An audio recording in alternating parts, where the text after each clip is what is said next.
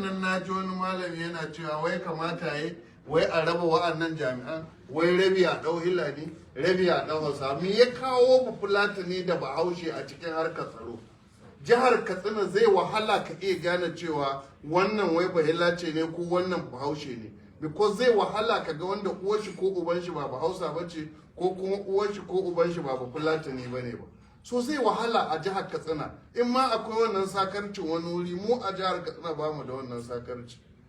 Barawo ne, dan ta'adda ne, mai kashe mutane ne, ko Bayarabe ko Inyamuri ko Bahaushe ko Bafulatani ko Bamaguje ko ma wanda bai da wani yare ko kurma ba, mu za mu yi maganin shi, ba ruwanmu da kabilanci.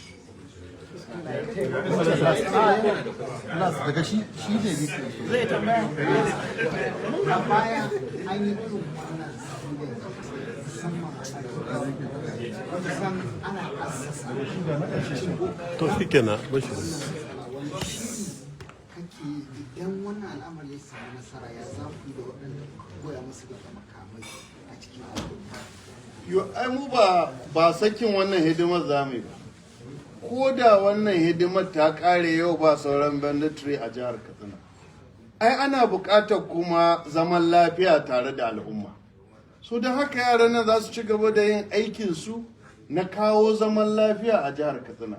Abinda za ku lura da shi ba aikinsu kawai su rike bindiga su shiga daji su faɗa da 'yan ta'adda ba. A'a, a cikin gari duk wasu 'yan abubuwa da suke kawo rashin zaman lafiya, shiga tsakanin al'umma, kwantar da hankalin mutane da zaman lafiya a cikin al'umma da wasu abubuwa da kare abubuwa na gwamnati. Ko dokan nan ta faɗa cewa cikin ayyukansu har da kare gine-ginen gwamnati, abubuwan da suka shahi tsaro, abubuwan da suka shahi project na gwamnati, da kuma tabbatar da zaman lafiya a ciki. To dan sanda da ke akwai a jihar a Najeriya baki ɗaya an kawo shi ne a ta yaki ko a ta buge-buge. Sojojin da aka kawo a ƙasar nan duk ba wasu na bariki ba yaki suke yi. Ai an kawo su ne shirin sai ta kwana, da ta taso sai a hiddo su.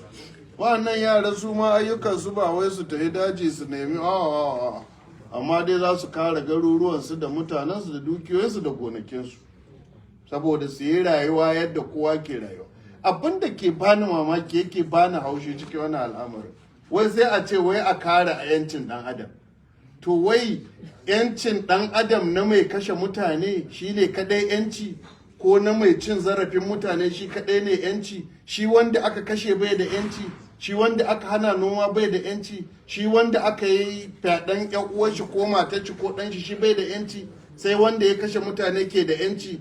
Wasu mutane ma abin da suke yi sai sun haɗu da Allah, saboda abin da suke yi ba gaskiya, cuta ce, zalunci ne, yaudarar al'umma suke yi. Wasu ma da sunan addini suke yin wannan abu.